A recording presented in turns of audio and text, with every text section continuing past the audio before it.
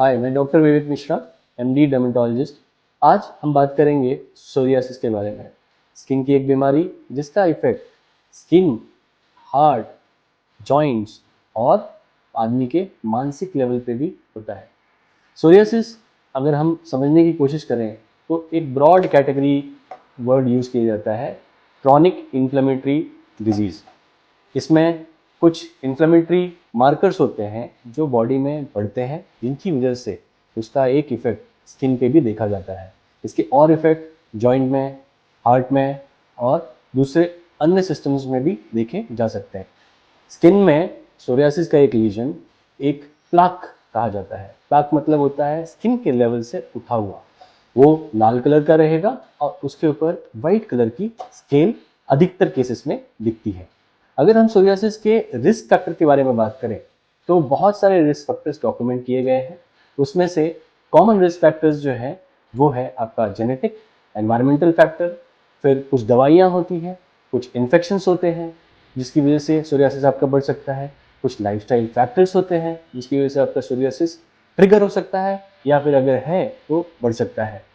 अगर हम risk factors के बाद ये समझें कि कौन सी डेली लाइफ की चीज़ें इसको इम्पैक्ट करती हैं, तो आपका स्ट्रेस लेवल, आपकी स्मोकिंग, आपका अल्कोहल इनटेक, आपका स्लीप टाइम, स्पेशली रात में कितना लेट आप सो रहे हैं, ये सारी चीज़ें एक्यूमुलेट होकर सोरियासिस को आने में या बने रहने में बहुत मदद करती है।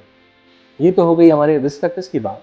अब अगर हम समझने जाएं कि सोरियासिस की कितनी वैरायटीज देखी जा सकती है, तो सोरियासिस के 5 से 6 वैरायटीज होती हैं जो कॉमन होती हैं।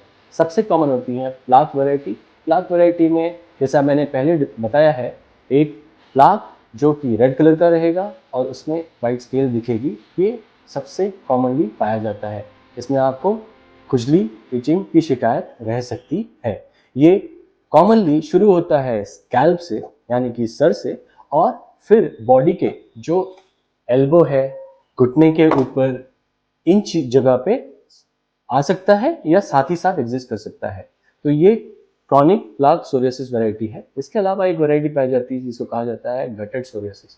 Gated psoriasis coin shape psoriasis के जैसे हमने लक्षण या लीजन बताए वैसे दिखते हैं, और ये ज़्यादातर आपकी पीठ में और हाथों के शोल्डर के अराउंड पाया जाता है। इसकी एक एज ग्रुप ज़्यादा बच्चों में मिलती है। गटेड सोरियासिस इन्फेक्शन से ट्रिगर होने वाला मोस्ट कॉमन सोरियासिस डिजीज़ है या वैरायटी है। इसके बाद हम बात करते हैं तो दो सीरियस इफेक्ट होते हैं सोरियासिस के या प्रकार होते हैं। इसको हम कहते हैं पस्टुलर सोरियासिस और एक होता है यूथोडर्मिक सोरियासिस। पस्टुलर सोरियासिस में जैसा कि नाम बताया गया है, सोरियासिस के लीजन्स रहते हैं, पस से भरे हुए स्किन में लीजन्स अपीयर होते हैं।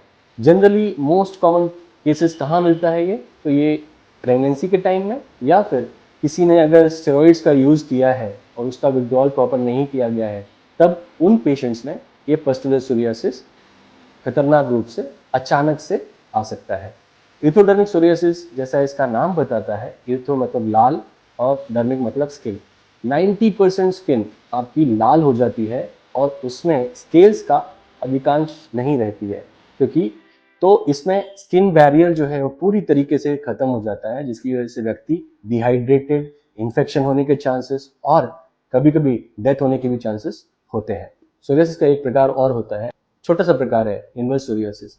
इनवर्स सोरियासिस जैसा कि नाम बताता है, ये जो कॉमन वैरायटी है क्रॉनिक प्लाक सोरियासिस, उससे उल्टा होता है, अपोजिट होता है। तो इसमें आपको स्केल्स नहीं दिखेंगी और ये जनरली इनवर्स जैसा है, बॉडी के फोल्ड्स में मिलेगा। तो ये हो गए कुछ जो कॉमन सोरियासिस के प्रकार हैं जो पेशेंट्स में मिल सकते हैं। अब हमने ये समझ लिया कि रिस्क फैक्टर्स क्या है, सोरियासिस के कितने प्रकार होते हैं, वे कैसे दिखते हैं। अब हम थोड़ा समझने की कोशिश करेंगे कि इसमें आपका ट्रीटमेंट, यानी कि इसके इलाज कैसे होते हैं, कितने प्रकार के होते हैं और कौन सी चीज़ में कितनी इमरजेंसी हमको दिखानी चाहिए। तो जैसे हम ट्रीटमेंट की बात करें तो पहला जैसे हमने बात की कि ट्रिगर्स जो है उनको हम जितना शांत रखेंगे या जितना कम प्रोवाइड करेंगे, उतनी आपकी सोरियासिस की बीमारी कम एक्टिव रहेगी।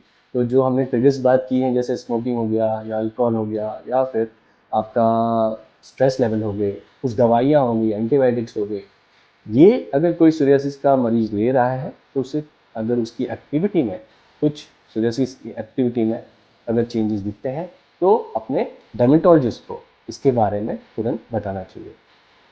लिमिटेड वैरायटी ऑफ सोरियासिस अगर आपको है, यानी कि सोरियासिस के लीजन्स कुछ जगह पे हैं, जैसे स्कैल्प हो गया या फिर आपको एल्बो जॉइंट में है, तो उन केसेस में शुरुआत में डर्मेटोलॉजिस्ट आपको कुछ क्रीम्स से ट्रीटमेंट शुरू कर सकते हैं, जैसे कि इमोलियंट्स हो गए या स्टेरॉइड्स क्रीम हो गई या रेटिनॉइड्स क्रीम हो गई या फिर विटामिन डी रिलेटेड क्रीम्स हो गए।